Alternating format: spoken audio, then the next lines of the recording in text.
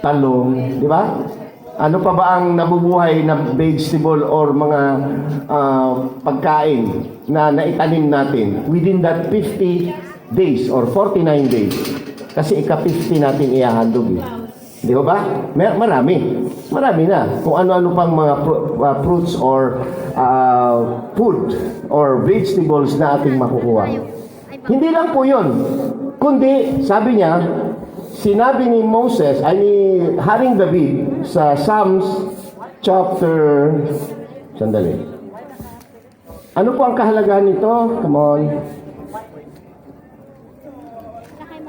Na habang tayo ay isinicelebrate ang feast, ang mga kapistahan ito, na isa sa tatlong importante sa kapistahan ng ating Abayahawa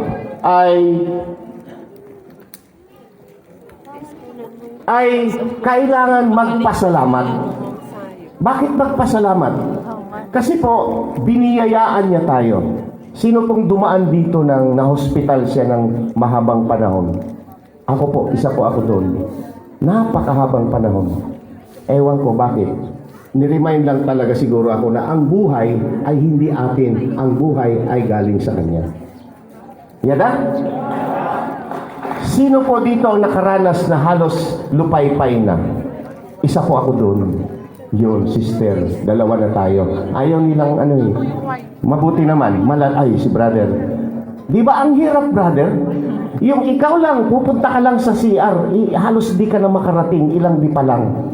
Ano po? Oh, si sister din. Ang hirap po nun. Yes, salamat. Marami na tayo. Sa hindi pa nakakaranas, huwag nyo nang pangarapin.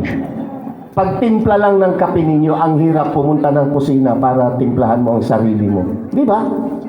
So, ang sinasabi ng Aba, pumunta kayo sa Jerusalem ngayon sa templo upang magpasalamat, maghandog. At ganito ang sinasabi sa, ano ba?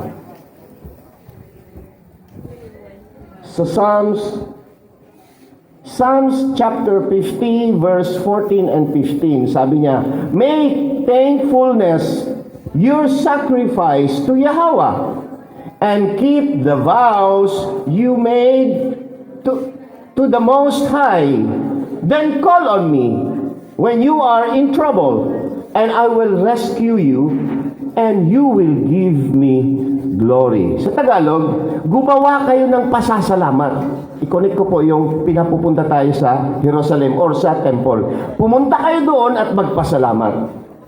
At maghandog kayo, mag-sacrifice kayo. Maghandog. Naghahandog tayo, right? Sunod, kung ano man yung inyong ipinangako na ibibigay sa Aba, ay gawin ninyo. At kayo'y tatawag sa akin kung kayo ay mayroong trouble, kung mayroong kayong problema, kung may problema. Opo. Then I will rescue you and I will save you. Putulin ko po muna. Dugtungan natin dahil magbublo na tayo. Yan na, tayo pong lahat ay tumayo. Hallelujah.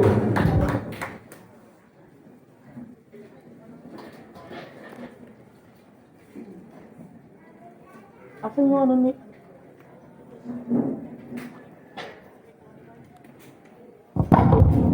Tayo po lahat mga kapatid. Dito na.